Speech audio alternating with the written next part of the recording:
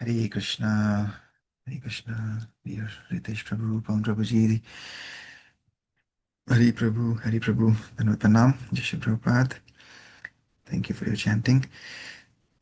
सो आज मैं सोचा था आज हिंदी में पढ़ेंगे। So okay, will start mangalacharan and then we will do in Hindi today.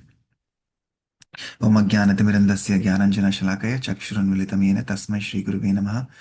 नमः ओं विष्णुपादाय कृष्णपृष्ठाय भूतले श्रीमति भक्तिवेदान्त स्वामिनिति नामिने। नमस्ते सरस्वते देवे गौरवाणी प्रचारिणे निर्विशेष शून्यवादी पाश्चात्य देशतारिणे। जय श्री कृष्ण चैतन्य प्रभु नित्यानंद श्री अद्वैत गदाधर शिवासादि गौर भक्तवृंद। Hare Krishna Krishna Krishna Hare Hare, Hare Ram Ram Ram Hare Hare. Hare Krishna. Okay. Okay, so let's Hindi में सिंग करते हैं और हिंदी में प्रभुपाद लीलामृत पढ़ते हैं। Late me share.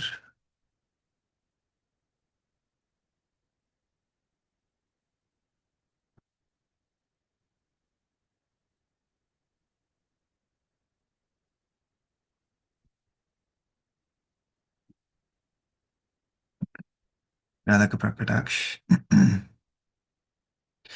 मुनीन्द्र वृंद वंदिते त्रिलोक शोकहारिणी प्रसन्न वक्त्र पंकजे निकुंज भूविलासिनी व्रजेन्द्र भानुनंदिनी व्रजेन्द्र सूनु संगति कदा करिष्यसि हमां कृपा कटाक्ष भाजनम्। अशोकवृक्षवल्लरी वितानमण्डपस्थिते प्रवालवालपल्लव प्रभारुग्राङ्घ्रिकोमले वराभयस्फुरत्करे प्रभूतसम्पदालये कदा करिष्यसि मां कृपा कटाक्षभाजनम्। अनङ्गरङ्गमङ्गलप्रसङ्गभङ्गुरभ्रुवं सविभ्रमं ससम्भ्रमं दृगन्तबाणपातनै निरन्तरं वशीकृतं प्रतीतिनन्दनन्दनि कदा करिष्यसि मां कृपा कटाक्षभाजनम्। तडित्सुवर्णचम्पक प्रदीप्तगौरविग्रहे मुखप्रभापरास्तकोटशारदेन्दुमण्डले विचित्रचित्रसञ्चरस्य घोरश्यामलोचने कदा करिष्यसि मां कृपा कटाक्षभाजनम्। मदोन्मदाति यौवने प्रमोदमानमण्डिते प्रियानुरागरञ्जिते कलाविलासपण्डिते अनन्यधन्यकुञ्जराजकामकेलिकोविदे कदा करिष्यसि मां कृपा कटाक्षभाजनम्। अशेषहावभावधीरहीरहारभूषिते प्रभूतशातकुम्भकुम्भकुम्भिकुम्भसुस्तनि प्रशस्तमन्दहास्यचूर्णपूर्णसौख्यसागरे कदा करिष्यसि मां कृपा कटाक्षभाजनम्। मृणालवालवल्लरी तरङ्गरङ्गदोर्लते लताग्रलायसलोचनीनलोचनावलोकने ललल्ललल्लन् मुग्धमोहनाश्रिते कदा करिष्यसि मां कृपा कटाक्षभाजनम्। सुवर्णमालिकाञ्चतात्रिरेखकम्बुकान्थके त्रिसूत्रमङ्गली गुणा त्रिरत्नदिब्धिदीधिते सलोलनीलकुन्तलप्रसङ्गुचुच्छुगुम्फिते कदा करिष्यसि मां कृपा कटाक्षभाजनम्। नितम्बबिम्बलम्बमानपुष्पमेखलागुणे प्रशस्तरत्नकिङ्किणी कलापमध्यमञ्जुले करीन्द्रशुण्डदण्डिकावरोह शोभगोरखे कदा करिष्यसि मां कृपा कटाक्षभाजनम्। अनेकमन्त्रनादमञ्जुनपुरारवस्खलत् समाजराजहंसवंशनीकमुक्ति गौरवे विलोल हेमवल्लरी विडम्ब चारुचक्रमे कदा करिष्यसि मां कृपा कटाक्षभाजनम्। अनन्तकोटिविष्णुलोकनम्र पद्मजार्चिते हिमाद्रिजापुलोमजारिप्रदे अपार सिद्धिरिद्धिदिग्ध सत्पदान्कुलैनखे कदा करिष्यसि मां कृपा कटाक्षभाजनम्। मखेश्वरी क्रियेश्वरी स्वदेश्वरी सुरेश्वरी त्रिवेद भारतीश्वरी प्रमाण शासनेश्वरी रमेश्वरी क्षमेश्वरी प्रमोद काननेश्वरी व्रजेश्वरी व्रजाधिपे श्रीराधिके नमोऽस्तुते इति ममद्भुतं स्तवं निशम्य भानुनन्दिनी करोतु सन्ततं जनं कृपाकटाक्षभाजनम् भवेत् तदैव सञ्चित त्रिरूपकर्मनाशनम् भवेत् तदा व्रजेन्द्रसूनुमण्डलप्रवेशनम् कदा करिष्यसि मां कृपाकटाक्षभाजनम् कदा करिष्यसि मां कृपाकटाक्षभाजनम् हरे कृष्ण कृष्ण कृष्ण हरे हरे हरे राम राम राम हरे हरे। श्रीमती राधा रानी की जय। श्री राधा कृपा कटाक्ष स्तोत्र की जय। श्री व्यासदेव की जय। श्री महादेव की जय। श्री प्रभुपाद की जय। ओके, अब हम तात्पर्य पढ़ेंगे हिंदी में। सो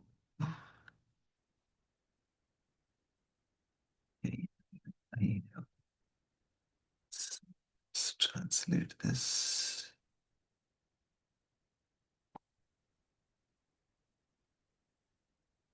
हिंदी में कोई पढ़ना चाहेगा तात्पर्य?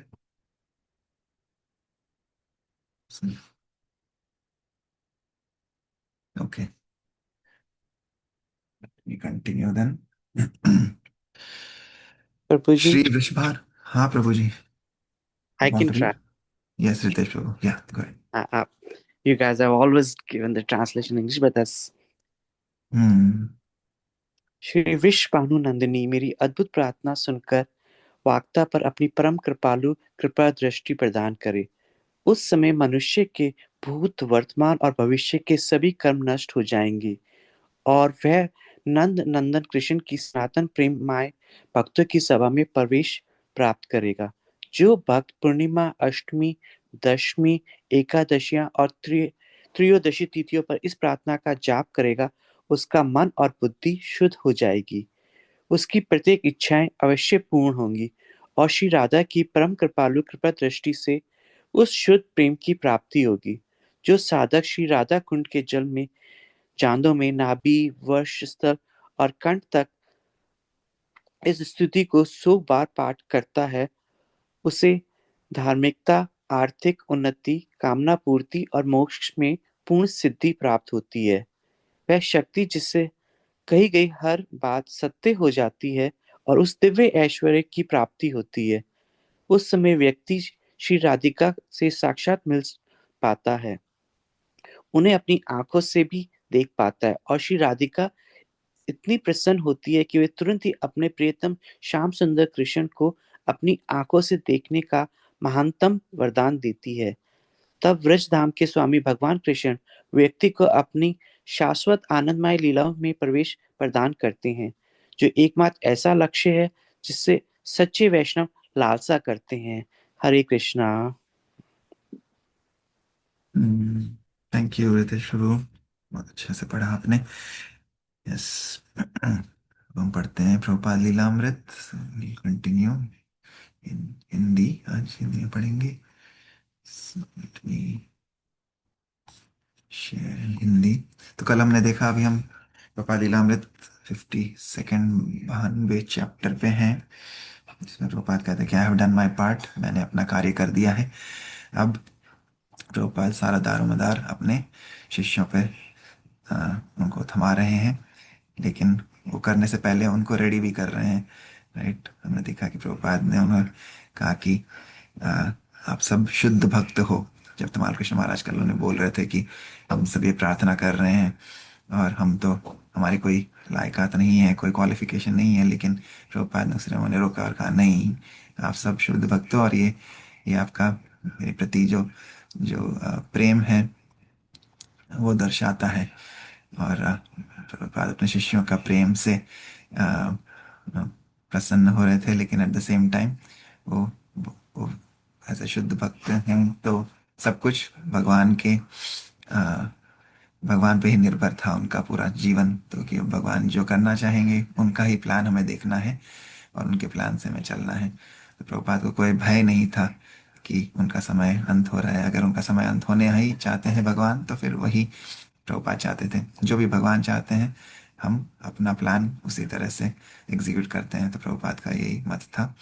और उनकी उनके भक्तों को उन्होंने शुद्ध, अपने आचरण को शुद्ध कैसे करना है, अपनी अ, चित्त को शुद्ध कैसे करना है, भगवान के नाम का जाप करके, भगवान की कथा, गुण, नाम, रूप, लीला का कथन सुन के, पठन करके, तो ये सब चीज़ें प्रभुपाद उन्हें बता रहे थे। तो उनकी प्योरिटी एंड साथ साथ में उनकी उनकी कॉम्पिटेंस भी बढ़ा रहे थे। जैसे हमने बोला, सी फॉर जो कमांडर है, हमारे सेनापति भक्त हैं, प्रभुपाद को सेनापति भक्त बोलते हैं। He was a commander in chief, founder आचार्य।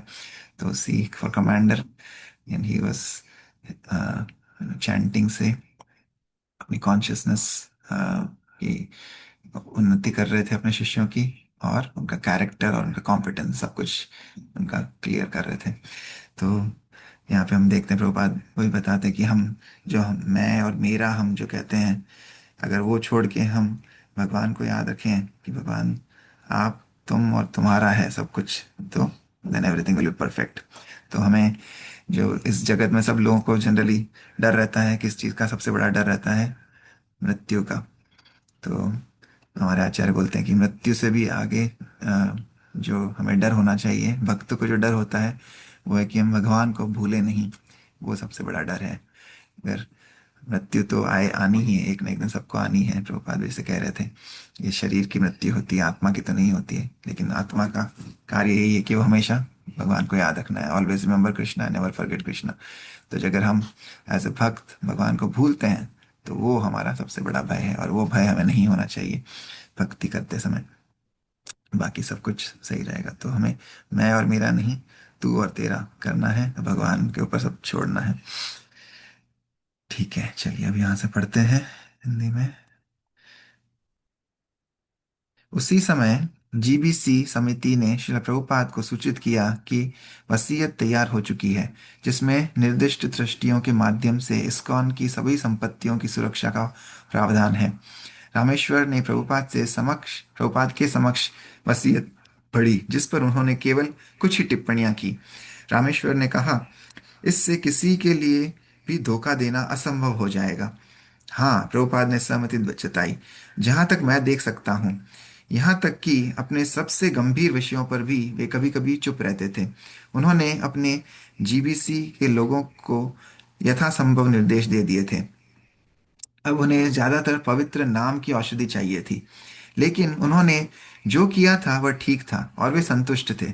जैसे ही समिति उनके कमरे से जा रही थी, उन्होंने धीरे से कहा, इस्कॉन के भावी निदेशकों की जय हो। और बाद में जब वे अपने सेवकों के साथ अकेले थे, तो उन्होंने आंसू बहाए और कहा कि अब वे शांति से जा सकते हैं। कुछ दिन बाद एक वकील की उपस्थिति में वसीयत की घोषणा के अंतिम संस्करण को नोटरीकृत किया गया। दस्तावेज की शुरुआत इस प्रकार हुई। शासी निकाय आयोग जीबीसी संपूर्ण अंतर्राष्ट्रीय कृष्ण भावनामृत संघ का अंतिम प्रबंध प्राधिकरण होगा, और इसमें इस्कॉन की संपत्तियों और प्रबंधन से संबंधित सभी चिंताजनक बिंदुओं को शामिल किया गया। 23 सदस्य जीबीसी निकाय के अधिकांश सदस्य अभी भी वृंदावन में एकत्रित थे, लेकिन उनके तत्काल कार्य पूरे हो चुके थे। शिल प्रभुपाद के स्वास्थ्य में थोड़ा सुधार हुआ प्रतीत हुआ। भक्तों और प्रभुपाद ने इसका श्रेय निरंतर जप को दिया। शिल प्रभुपाद ने कुछ तला हुआ भोजन भी खाया और पचाया। उन्होंने अपने सुबह के अनुवाद कार्य को फिर से शुरू करने का प्रयास करने की भी बात कही। जीबीसी के लोग, जिनमें से प्रत्येक को अपने अपने क्षेत्रों में नेतृत्व और प्रशासनिक कर्तव्य का बोझ था, अपने पदों पर लौटने की आवश्यकता महसूस करने लगे। श्रील प्रभुपाद के कमरे में उनके जप की पाली के अलावा आमतौर पर दिन में 2 बार 3 घंटे के लिए उनके पास वृंदावन में कोई अन्य सेवा नहीं थी। मौसम भी असहनीय रूप से गर्म था, 120 डिग्री तक। जब उनमें से कुछ ने अपने कार्य क्षेत्रों में लौटने की योजना व्यक्त की, तो प्रभुपाद ने अपनी अनुमति दे दी। वे एक सप्ताह से एक साथ थे, और अब एक एक करके वे तितर बितर होने लगे, और श्री प्रभुपाद और उनका छोटा सा कर्मचारी वहीं रहे तथा कृष्ण बलराम मंदिर के भक्तों द्वारा निरंतर जप जारी रहा। वृंदावन में जून आते ही मौसम बेहद गर्म हो गया। आसमान जो पहले साफ नीला था, पहली नमी के आते ही धुंधला हो गया। दोपहर से शाम 4 बजे के बीच जमीन नंगे पैर चलने के लिए बहुत गर्म होती थी और वृंदावन के निवासी घर पर ही रहते थे। अपनी ज्यादातर गतिविधियां सुबह या देर दोपहर और शाम तक ही सीमित रखते थे। दोपहर के बाद खाना भी नहीं खाया जाता था क्योंकि गर्मी भूख मार देती थी। यमुना उथली और गर्म थी, जिससे ज्यादा राहत नहीं मिल रही थी। घास और चारे की कमी से गायें दुबली पतली हो गई थीं और कभी कभार गर्म झुलसा देने वाली हवाएं धूल के बादल उड़ा देती थीं। मक्खियां और मच्छर हवा में मर रहे थे। गर्मियों की कुछ सुखद विशेषताओं में से एक बेल के फूलों की सुगंध थी जो प्रभुपाद के बगीचे के चारों ओर की दीवारों पर चढ़ते थे, किसी तरह शुष्क गर्मी में पनप रहे थे। जून के शुरुआती दिनों में श्री प्रभुपाद को स्वास्थ्य लाभ की कुछ आशा दिखी। उन्होंने अपनी सुबह की सैर फिर से शुरू करने को कहा और जब उन्हें कार तक लाया गया तो उन्होंने कहा, मैं जल्द ही उतर कर खुद चलूंगा। इलाहाबाद से उनके पुराने मित्र श्री घोष आए और उन्होंने उनकी बीमारी का निदान भक्तों और कृष्ण भावनामृत आंदोलन के प्रति चिंता के रूप में किया। श्री प्रभुपाद सहमत हुए, लेकिन उन्होंने डॉक्टर के आदेशों का पालन नहीं किया क्योंकि उनमें नियमित रूप से रक्तचाप की जांच, विभिन्न दवाएं और विशेष उपचार शामिल थे। लेकिन अपने सेवकों से मालिश करवाकर उन्हें लगा कि उनकी हालत में सुधार हो रहा है। उन्होंने कहा कि इस गति से वह 1.5 महीने में ठीक हो जाएंगे, लेकिन उन्होंने जोर देकर कहा, जब तक मैं ठीक नहीं हो जाता मैं वृंदावन नहीं छोड़ूंगा। एक सुबह श्रील प्रभुपाद ने विग्रहों के दर्शन करने का आग्रह किया और उनके सेवकों ने तुरंत उन्हें श्री श्री कृष्ण बलराम के सामने उनकी झूलती हुई कुर्सी पर बैठा दिया। तमाल तमाल वृक्ष के नीचे अपनी कुर्सी पर बैठे प्रभुपाद ने दिव्य भाइयों की ओर देखा, जबकि उनके गालों पर कई आंसू बह रहे थे। उन्होंने कहा, वे बहुत अच्छे वस्त्र पहने हुए हैं। कृष्ण और बलराम की उपस्थिति में आनंद लेते हुए उन्होंने तमाल वृक्ष की सुखदायक छाया का आनंद लिया। उन्होंने कहा, ठेकेदार इस वृक्ष को कटवाना चाहता था, लेकिन मैं इसकी अनुमति नहीं दूंगा। अब तमाल वृक्ष बहुत कम बचे हैं, ये सांसारिक लोग नहीं जानते। श्री प्रभुपाद नियमित रूप से प्रतिदिन प्रातः विग्रहों के दर्शन के लिए आने लगे और यह कार्यक्रम धीरे धीरे इस्कॉन भक्तों और अतिथियों के लिए एक दैनिक मंदिर समारोह बन गया। प्रभुपाद तमाल वृक्ष के नीचे अपनी झूलती हुई कुर्सी पर बैठते थे और एक भक्त कीर्तन का नेतृत्व करता था, जबकि प्रभुपाद और अन्य सभी भक्त प्रतिक्रिया स्वरूप जप करते थे। प्रभुपाद के शिष्यों के लिए वृंदावन के रमन रेती स्थित उनके मंदिर के प्रांगण में उनके साथ जप करना आध्यात्मिक जगत का सार था। यद्यपि प्रभुपाद का शरीर स्पष्टतः बीमार था, फिर भी वे पहले की तरह ही सतर्क थे और हर सुबह वे ध्यान देते थे कि कौन वहां है और कौन नहीं। भक्तों को प्रभुपाद के साथ जुड़ने का यह विशेष अवसर बहुत प्रिय लगने लगा। जब वे अपनी झूलती हुई कुर्सी पर बैठकर कृष्ण और बलराम को निहारते थे, वृंदावनवासी और तीर्थयात्री भी प्रभुपाद के चारों ओर इकट्ठा होते और अक्सर धन भेंट करते, जिसे वे प्रभुपाद के चरणों में रख देते। जब ऊर्जावान युवा गुरुकुल के बालक प्रभुपाद के सामने नृत्य करते और तीर्थयात्री लगातार आते जाते उनके चरणों में प्रणाम और रुपये अर्पित करते, और जब उनका एक सचिव उन्हें एक बड़े चामर से पंखा जलता, श्री प्रभुपाद गंभीर किंतु सरल भाव से कृष्ण और बलराम पर ध्यान केंद्रित किए बैठे रहते। कभी कभी वे अपने मुख्य कक्ष से सटे निजी बगीचे में जाकर बैठ जाते थे। एक भक्त ने वहां एक बड़े गुलाबी कमल के आकार का प्लास्टर का फव्वारा बनवाया था और जब प्रभुपाद फूलों की लताओं से घिरे उस छोटे से कोने में बैठते तो फव्वारे की कलकल ध्वनि उन्हें प्रसन्न और सुकून देती। कभी कभार कोई बंदर दीवार फांद कर बगीचे में कुछ चुराने की तलाश में आ जाता और प्रभुपाद उसे भगा देते। अन्यथा वे मौन बैठे रहते, केवल कभी कभार एक दो शिष्यों से बातचीत करते। एक दिन बगीचे में श्री प्रभुपाद उस साधारण लेकिन सभ्य जीवन को याद कर रहे थे जो उन्होंने अपने बचपन में देखा था। उन्होंने उन विभिन्न अनुष्ठानों का जिक्र किया जो उनकी माँ ने गर्भावस्था के दौरान प्रसव से जुड़े खतरों को कम करने के लिए किए थे। हालांकि उनकी आवाज धीमी और कमजोर थी, फिर भी वे बोलने के लिए तैयार थे। बच्चों का कितना ध्यान रखा जाता था, उन्होंने कहा। अब ये बदमाश बच्चों को मार रहे हैं। बेहद असभ्य जीवन, दो पैरों वाले जानवर। आज के जमाने में भी भारत के दूर दराज के गांवों में उनका जीवन शांतिपूर्ण हो सकता है। उनके पास पर्याप्त अनाज, पर्याप्त दूध है, जिससे वे शांति से रह सकते हैं और हरे कृष्ण का जाप कर सकते हैं। और वे वहां जाकर नसबंदी करवा रहे हैं। श्रील प्रभुपाद इंदिरा गांधी की अनिवार्य नसबंदी नीति की ओर इशारा कर रहे थे।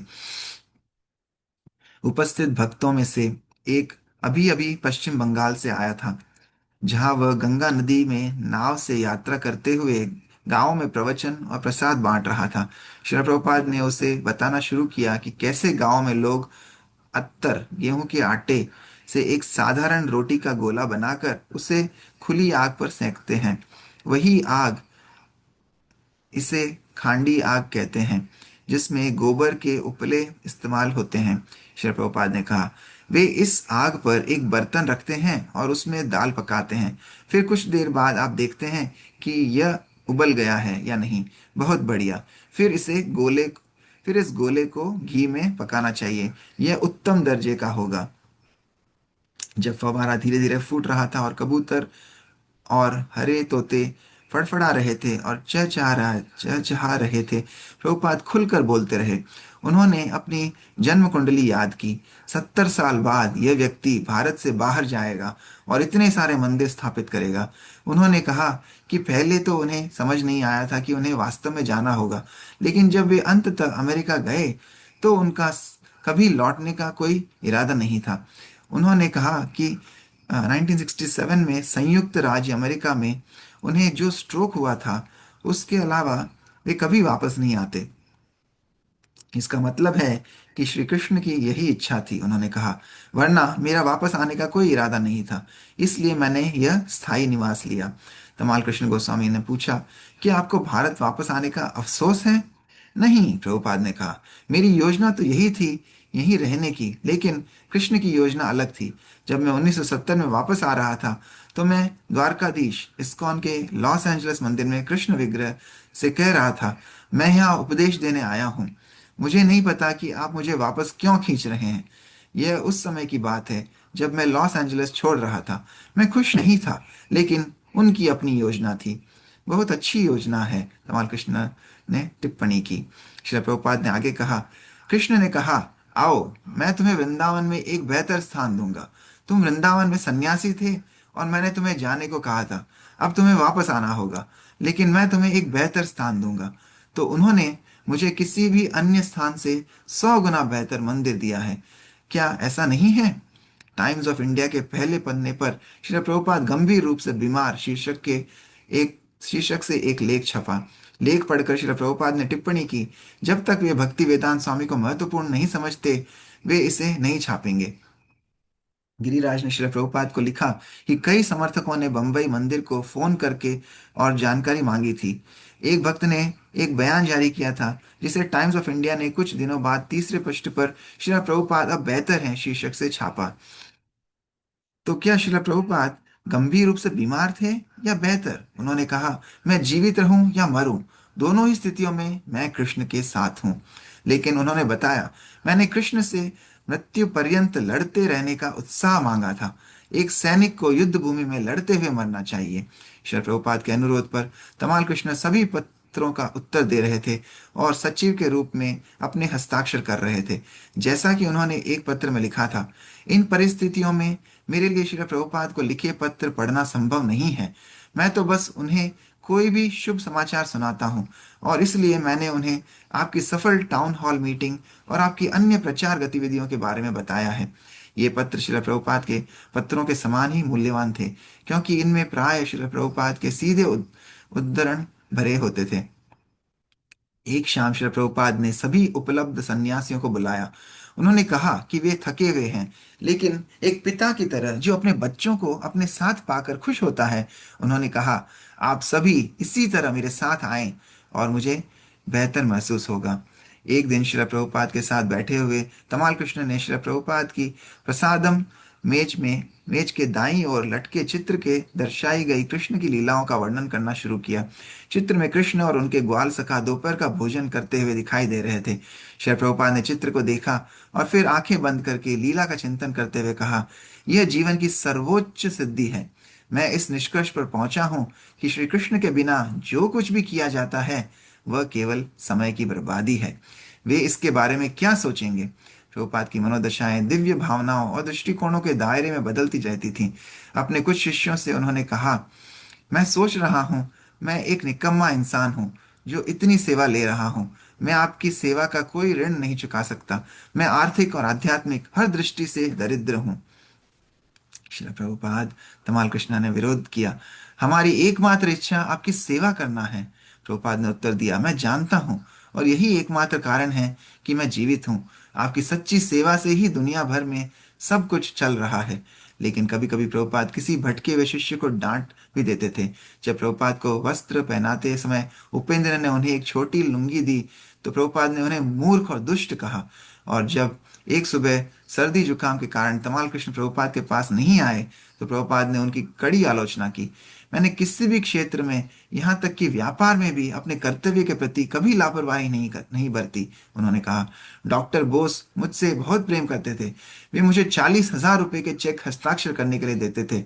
मैं अपने कर्तव्य में कभी आलसी या लापरवाह नहीं रहा। मैं उसे ईमानदारी से करता और उसे पूर्ण बनाने की कोशिश करता। बस मैं लापरवाही तब बरता था जब मैं अपनी युवा पत्नी के साथ व्यस्त रहता था। फिर मैंने अपनी पढ़ाई की उपेक्षा की। यह परिस्थितियों के कारण था। और फिर बाद में मैंने अपनी पत्नी की भी उपेक्षा की। मेरे पिता कहते थे कि मैं भाग्यशाली हूँ कि मुझे अपना परिवार पसंद नहीं है। कृष्ण ने मुझे कई परिस्थितियों से बचाया। यह भौतिक जीवन उतार चढ़ाव से भरा है। एक सुबह श्री प्रभुपाद अचानक जाग गए। मैंने एक सपना देखा। उन्होंने अपने साथ आए भक्तों से कहा, शराबी और भजन गाने वालों की एक बड़ी सभा थी। शराबी पागल थे। कुछ शराबी भजन गाने वाले बन रहे थे। वे लड़ना बंद नहीं कर पा रहे थे। शराबी इतने पागल थे। क्या तुम क्या तुम भी वहां थे? तमाल कृष्ण ने पूछा। हाँ, मैं भी वहीं खड़ा था। क्या कुछ भजन गाने वाले शराबी बन रहे थे? श्री प्रभुपाद ने कहा, जप करने वाले कभी गिर नहीं सकते। उनके नाम सूचीबद्ध हैं। घर वापसी, भगवान की वापसी, वे कृष्ण के परिवार में हैं। ओके, यहीं पे रुकते हैं आज। यहाँ पे प्रभुपाद का जो क्वार्टर्स है वृंदावन में मंदिर में, अगर आपने उसका दर्शन नहीं किया तो करना चाहिए। और वही उसकी याद आ रही थी, हम लोग अभी लास्ट ईयर जब गए थे वृंदावन, तब वहाँ पे गए थे। प्रभुपाद का अ, नवंबर का टाइम फ्रेम था, तो नवंबर में प्रभुपाद का जो डिसअपियरेंस था, डिसअपियरेंस डे पे का पूरा रूम सजाया हुआ था भक्तों ने काफ़ी अच्छे से। और वो जो बगीचा जो हम पढ़ रहे थे, उस बगीचे में प्रभुपाद बैठते थे। बहुत ही प्यारा सा छोटा सा अ, बगीचा है। लेकिन आज भी इतने इतना प्रेम जो हम देख रहे हैं भगवान की, जो जो प्रभुपाद कह रहे हैं कि प्रभुपाद के जो शिष्यों की सेवा है उसी के कारण वो अभी तक इस धरा पे थे।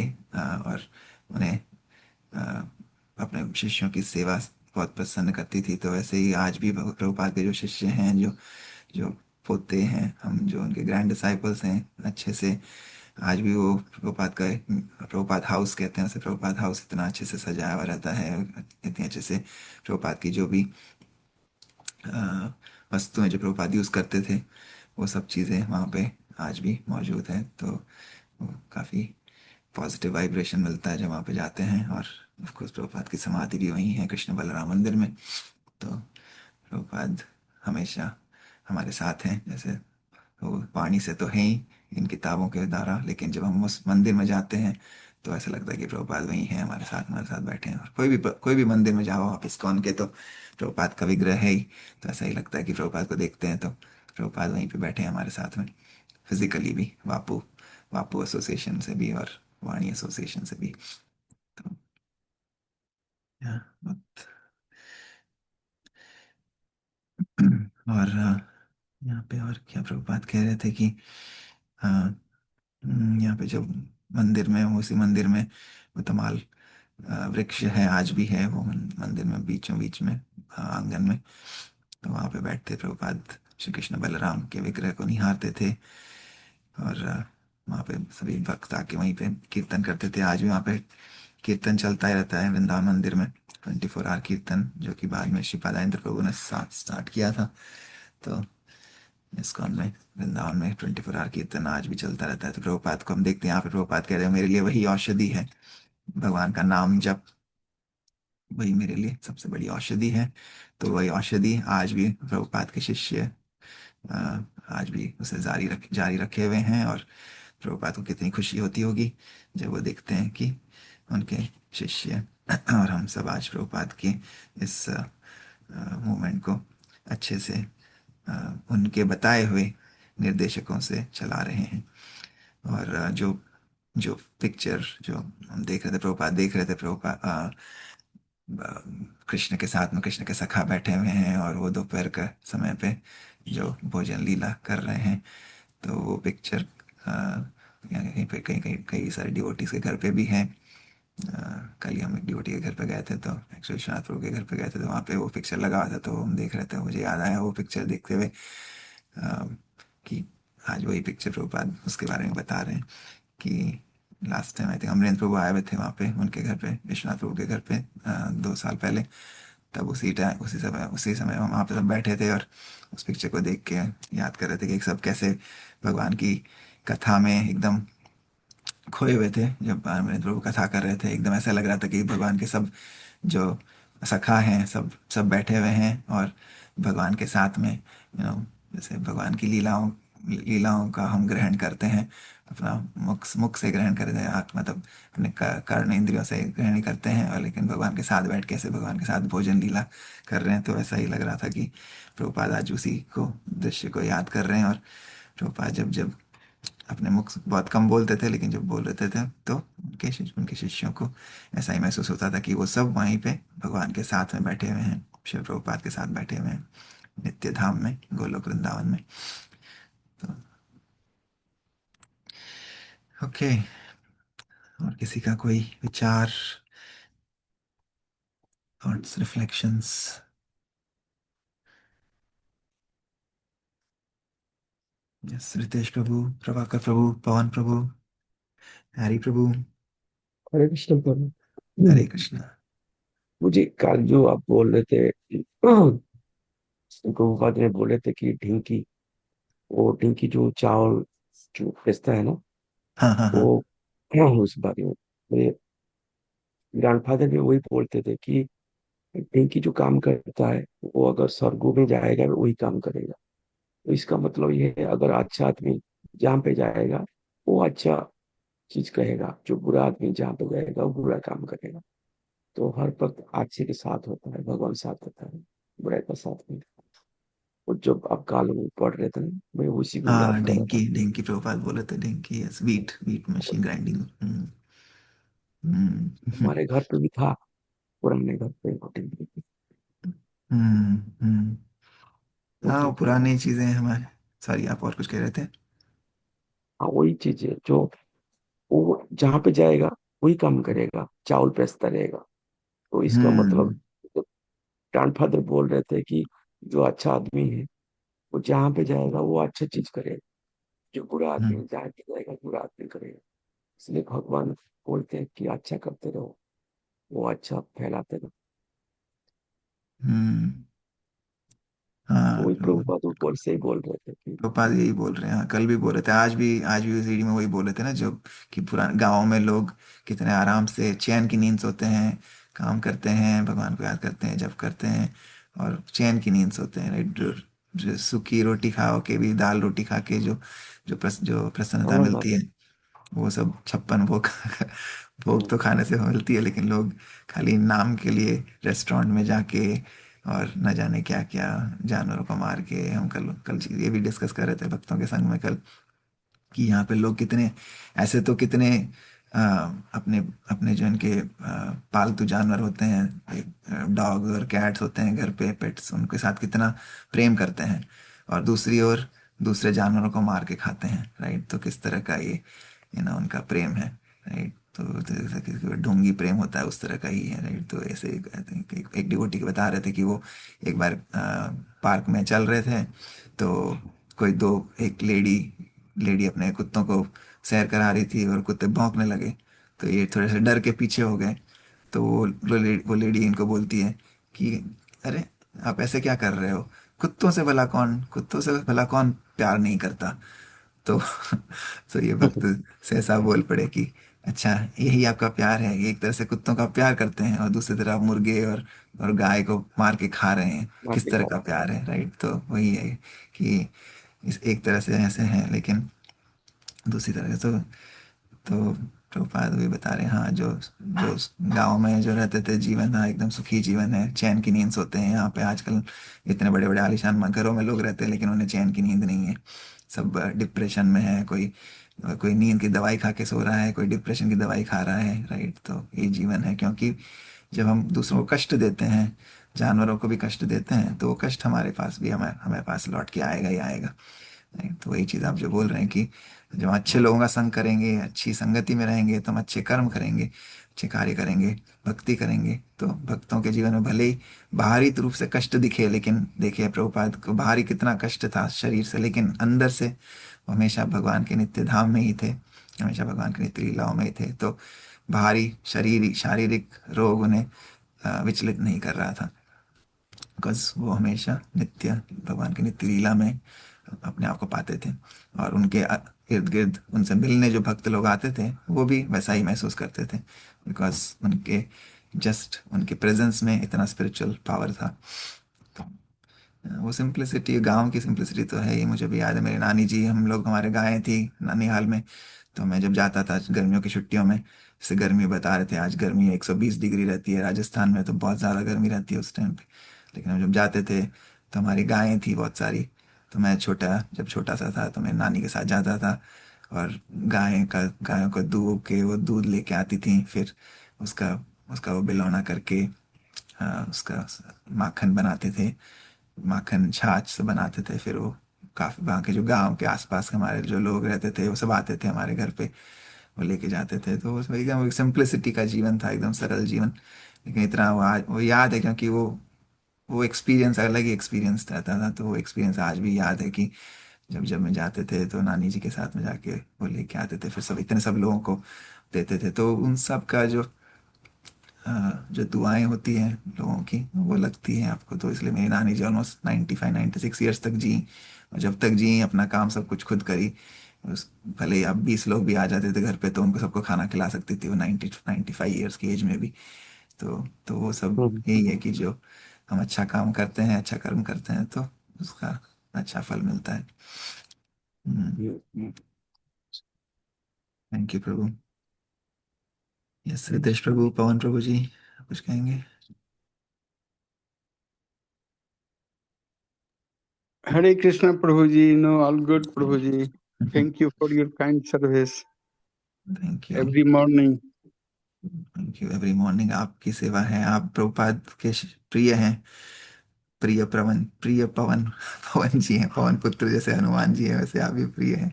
आप सबसे पहले जुड़ जाते हैं भगवान की सेवा में, जप में, सबसे पहले हमारे। तो आपका परमानेंट, जैसे इसमें बोलता हूँ, आपका आपका और रितेश प्रभु आप लोग दोनों परमानेंट रेसिडेंट हैं गोकुल के। Thank you for your service. Prabhu ji सबको दंडवत प्रणाम। आप सबका अपना अपना पार्ट है उसमें। I mean we are servant of the servant of the servant हम। और सबसे पहले तो आपका प्रभु जी आपका मतलब जो श्लोक पढ़ने का और जो व्याख्या करते हैं, जो टिप्पणियां देते हैं, उससे हर बात के अंदर एक नया कॉन्शियसनेस जागृत होता है। So thank you. आप सबका बहुत बहुत योग है इस उसमें। हम मैं तो ये अपने आप को सबसे वो छोटा और अभी सीखने वाला बालक ही समझता हूँ, बट थैंक यू प्रभु जी, आप सबको दंडवत प्रणाम। हम सब बालक ही हैं, सब एक दूसरे के साथ रहते हैं, वही जैसे वही पिक्चर जैसे प्रभुपाद देख रहे थे, अगर हम भगवान के सखा के रूप में, छोटे से बालक के रूप में सब संगठन में रहें, कोऑपरेट करके, जैसे प्रभुपाद ने कहा कि your love for me will be shown by how you cooperate with each other. तो हमें बस हमारा वो संग रखना है, भक्तों के संग में रहें, तो प्रभुपाद जी हम सबसे प्रसन्न होंगे। और हम, या जैसे आपने कहा, हमें अपने आप को बच्चा ही मानना है। जब हम बच्चे रहेंगे तो हमेशा हमें लगेगा कि श्रील प्रभुपाद हमारे पिता हैं, हमेशा हमारे गुरुवर्ग हैं, हमारे श्रील प्रभुपाद वो हमारे पिता के समान हैं। तो उनका आशीर्वाद, उनका प्रेम हमें सदैव मिलता रहेगा, बिकॉज एक बच्चा हमेशा अपने पिता पर निर्भर रहता है। तो हमें बस प्रभुपाद की उंगली पकड़ के, उनकी धोती पकड़ के उनके साथ बच्चा ही बने हुए रहना है बस। जब बड़े हो जाते हैं तो हमें गर्व आ जाता है, घमंड आ जाता है, लेकिन जब बच्चे रहते हैं तो हम पूरे डिपेंडेंट रहते हैं, राइट। तो बस उसी भाव से हमें अपनी भक्ति करनी है। थैंक यू प्रभु। प्रभु जी, एक और बात कहनी थी। आपकी जो पढ़ने का जो स्टाइल है वो बहुत बहुत अच्छा है, सुन के ही बहुत अच्छा लगता है। परंतु आज तो माता जी, मीनाक्षी मोहिनी माता जी, आपको अच्छे उसमें उनका जो सुर आ रहा था बीच में, ऐसा लग रहा था कि आप जो बहुत प्रैक्टिस करके किया है, जबकि I know it was all natural, but it was really very very very very heart hmm, touching. So आज तो मीनाक्षी माता जी ने भी बहुत अच्छी तरीके से आपका साथ देते हुए, और कई जगह आप पे मतलब एक बहुत अच्छा सुर में आ रहा था सबका, और सुन के बहुत अच्छा लग रहा था कि काश मैं भी ऐसा कर पाता। कोशिश कर रहा था। बट थैंक यू प्रभु जी आप सबका। Thank you. मुझे वो आता नहीं है प्रेयर, बट मीनाक्षी मोहिनी को आता है पूरा, इसलिए वो मुझे कभी कभी थोड़ा थोड़ा बीच में हिंदी में थैंक अटक यू, रहा आप था। बहुत काइंड हैं। You are very kind and compassionate Prabhu. हम सब ट्राई कर रहे हैं, सीख रहे हैं प्रभु, और कुछ नहीं।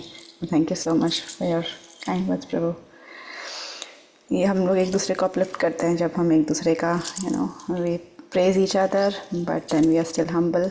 ये भक्ति में हमें आगे बढ़ाएगा। Thank you so much. Hare Krishna. Hare Krishna. Hare Krishna. Thank you so much.